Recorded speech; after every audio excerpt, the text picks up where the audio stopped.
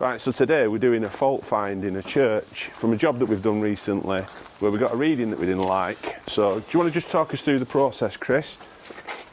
Yeah, so we did attend this property and the church hall, and I got 10.8 ohms on the sockets when I was doing some investigative work, which is obviously too high. The reason being is it's a ring main, and the maximum reading ideally should be 1.1 ohms.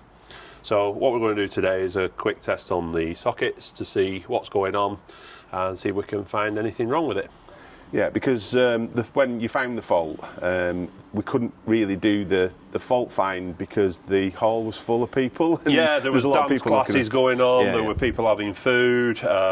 It was it was really hard to try and get anything turned off. Couldn't get around all the sockets and everything. So this is the reason why we've come back today, just to sort of follow it up. So we can isolate it safely and it's not inconveniencing anybody else. Okay, so what's first? So first things first, we've taken some sockets. I've already isolated the board, taken some sockets off, and we're going to take some R1, R2 readings. Right, so what we're looking for here is we're looking for continuity of all conductors. We've got a ring main, and I've just split it into two pieces. And the reason why I've chosen this socket is because it's we're getting a high reading. This is around about the midpoint of the circuit, and the board's rather tidy at the moment. And access to this one is just nice and easy. Some of the others have got plaster and paint and other decoration around. I don't want to cause too much damage to the property while we're doing the testing, although we do need to get the results that we need. So I'm going to start by doing a continuity test, and to do that, first of all, I'm going to take measurements of CPC. We're going to take measurements of R1, which is, in old money, the lives, or the line conductors. And then I'm going to test these neutrals as well, the black ones. This is the all wiring system, so installed many years ago. We've got a mixture here of multi-stranded and solid core, but yeah, it was done quite a long time ago, and pre-2005, just by looking at the colours. So it's at least 20, 30, 40 years old, something around those areas, and that's where we're going to start today. So the first step that we need to take is to make sure that this equipment is working correctly. So today I'm using the Mega MFT 1711. So I want to select the correct setting, which is the ohms symbol. It's rather easy to use this particular test because they're colour coded, and the orange one is for continuity. So the test is going to be conducted at 200 milliamps current, and I'm going to be using these two leads here.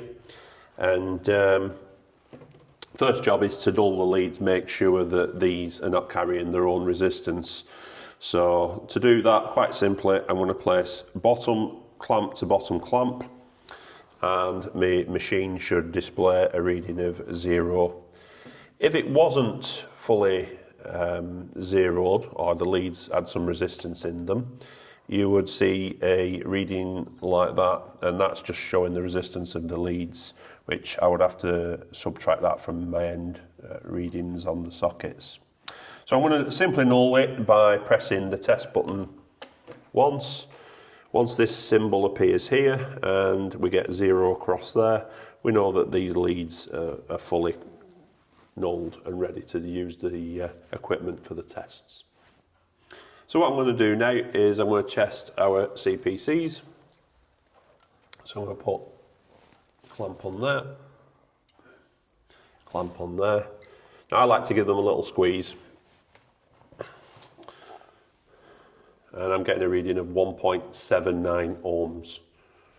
So I'm going to make a little note of that.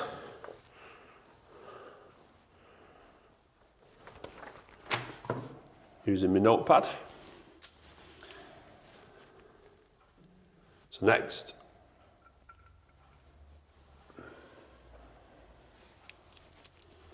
I'm going to do what I call the R1, or it is called the R1, which is our line conductor. Again, give these a little squeeze, and I'm getting a reading fairly stable, 0.91 ohms.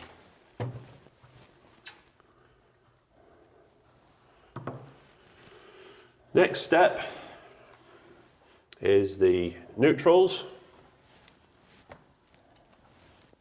And what we should see here is exactly the same reading as before, and we get 0.91. The reason for the same reading is because the length and the size of conductors should be the same all the way through.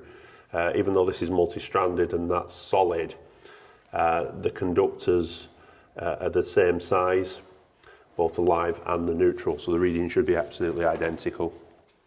So I just write that down.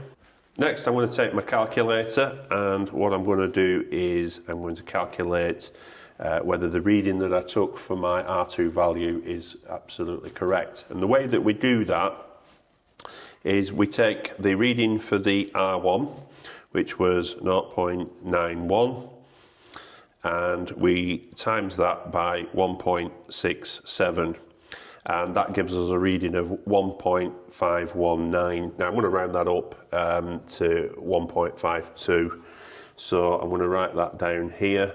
That's what ideally in a brand new installation, if I was doing this, the reading of our R2 or earthing should be end to end. So when I put my probes on there, that's the reading that it should come up with.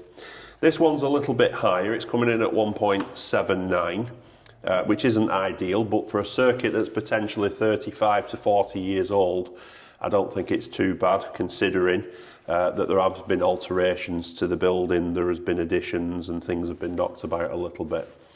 So it's something that you do need to keep an eye on, and certainly if this was a brand new installation, I would be expecting the reading for my R2 value to be nearer to 1.52.